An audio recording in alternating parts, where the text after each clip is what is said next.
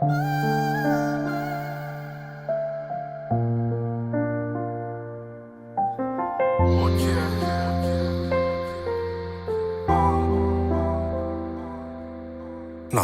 totika ny lasako aho de ohatry ny lasa vinany hatramizay zany inanany mangidy fona teto tany zava-pona ny fanantenako tsy maintsy tafandray androany ka androany le retsy rehako ihany no nitsirona atao hoe mamy satria tonga mitanjo niriny zay nilofozana hatramizay nefa zany tsy midika kory hoe tapitra treo ny sangay tonga mitanjo niray fiatomboana vaovaondray ka indro amiroso nefa taferika amy lasako ihany indraindray any anatorimaso amin'ny alina mitranga mendrika tono fratsy manaitra tampoka aritoratsemika ny foko efa milovaky komeko tarafo amin'ny hazavany masoandro ny aliko lasako mampisinda ny raona ny loko maintsy mandrakotra ao anatin'ny vatako be ro zavatra hitako be ko ro zavatra tsapako tsisy tomako lesona hoetiko atrena no avy zay mbola endrasako ka mizao olo itenenako zao atapa-kevitry rosoany aloha tsy eriky trony ariana diny ro zavatra rasy taloha teo favako avoko ro tahiry tsara zay maizina ao anatin'ny loha teo vadiko fitiavana ny fankalana rehetra ao anatin'ny fo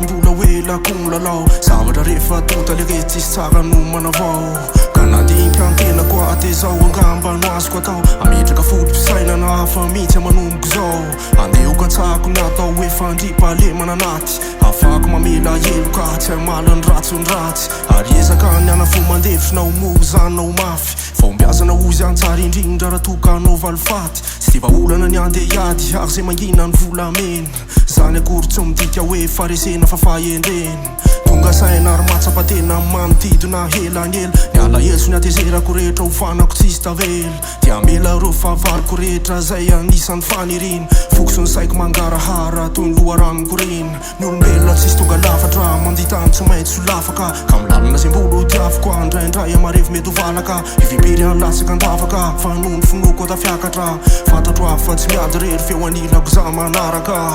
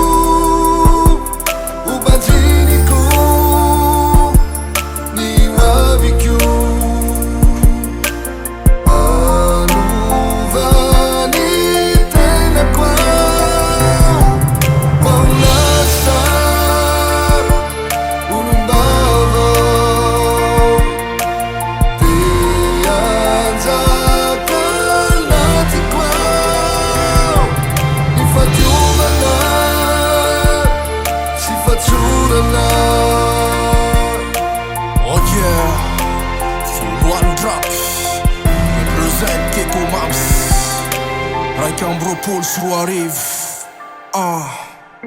yeah